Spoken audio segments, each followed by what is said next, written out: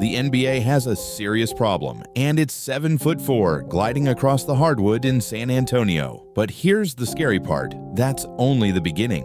While the rest of the league chases superstars, flashy highlights, and endless scoring, the Spurs are doing something different, something colder, something more terrifying. They're quietly assembling a defensive monster, long, switchable, relentless, a unit so suffocating it could make the league's top offenses completely obsolete. This isn't just a rebuild, this is the start of a dynasty. Everyone loves a deep three-pointer, the crowd erupts at a poster dunk. But when it comes to winning titles, defense still reigns supreme. Just look at what the Oklahoma City Thunder did last season, 68 wins, a record-breaking 12.9-point margin of victory. And in the playoffs, they didn't just win, they shut teams down. Number 1 in defensive rating, opponent field goal percentage, and turnovers forced. That wasn't just dominance, it was suffocation. The league took notice. Every GM is now scrambling to find the next Lou Dort, the next Alex Caruso, the next rim protector who can erase mistakes in the paint. But San Antonio, they were already ahead of the curve. The Spurs have never been about flash. They've been about fundamentals, about winning, about culture. From the Twin Towers era to the Duncan Parker Ginobili run to Kawhi's emergence, defense has always been the bedrock. Between 1997 and 2009, the Spurs ranked top 3 in defensive rating for 11 straight seasons. Let that sink in. More than a decade of sustained elite defense. Now, with Greg Popovich's fingerprints still all over the franchise, that same philosophy is back. But this time, it's bigger, longer, faster, and terrifyingly young. Victor Wembanyama isn't just tall, he's otherworldly. At 7'4", with the coordination of a guard and the instincts of a 10-year vet, he's already warping the geometry of NBA offenses. You don't just drive into the lane when Wemby's lurking. You second-guess every pass, every floater, every shot at the rim. But Wemby isn't your average rim protector. He's a mobile skyscraper. He can hedge, recover, and switch onto guards without giving up an inch of control. His ability to contest without fouling is generational. And now the Spurs are building a team around him that makes his job even easier. They're surrounding Wemby with perimeter hounds who funnel drives directly into his wingspan. It's not just smart, it's surgical. At first glance, Carter Bryant didn't turn many heads. His college stats were modest. He barely averaged 6.5 points per game.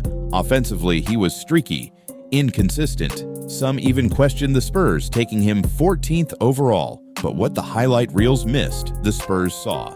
Bryant is a defensive menace, and Summer League proved it. In a highly anticipated matchup against number 1 pick Cooper Flagg, Bryant didn't just hold his own, he dominated. He picked Flagg up full court, chased him through screens, and eventually sent his shot into the stands. Bryant's lateral quickness, effort, and timing were off the charts. He looked like a seasoned vet harassing ball handlers, rotating perfectly, and contesting everything in sight. He's 6'7" with a nearly 7-foot wingspan and a chip on his shoulder. That's the Spurs prototype, and Bryant is already fitting in like a glove.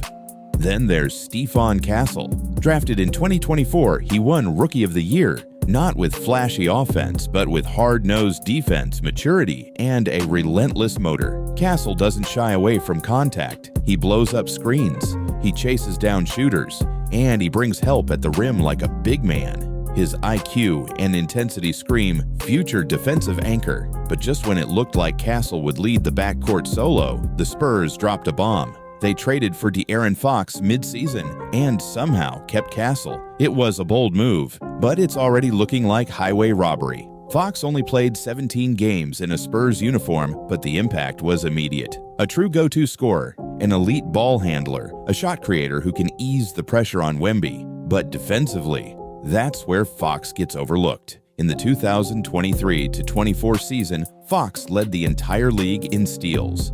Not from gambling, from real grinded-out on-ball defense. He moves his feet, stays low, and takes pride in making life miserable for opposing guards. Together, Castle and Fox form a backcourt that can clamp just about anyone, and they're just getting started. Now let's talk about the Spurs' latest addition, Dylan Harper. Selected with the 2nd overall pick in 2025, Harper wasn't expected to play big minutes in Summer League. He was coming off a groin injury, hadn't played in months. But once the game tipped off, Harper was a problem. He dropped 16 points with composure and poise. But it wasn't the scoring that turned heads. It was the defense. Specifically, a chase-down block that brought the house down and sent a message to the rest of the league. Harper has a rare gift. He doesn't just react defensively, he dictates.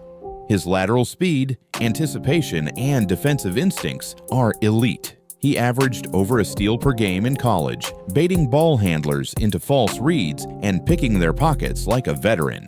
And at 6 feet 6 inches, he can switch across 3, maybe even 4 positions. The Spurs didn't draft Harper for headlines. They drafted him because he fits the mold. Another long, switchable wing with the motor to go full throttle on every play. Zoom out for a second. Victor Wembanyama, Stefon Castle, De'Aaron Fox, Carter Bryant, Dylan Harper, Jeremy Sochan, Devin Vassell, Keldon Johnson, every single one is 6 feet 4 or taller. Every single one has a plus wingspan. Every single one defends. This isn't random, it's calculated. The Spurs are building a defense that doesn't just switch, it swarms. It erases mismatches. It survives broken plays. It recovers, rotates, and suffocates.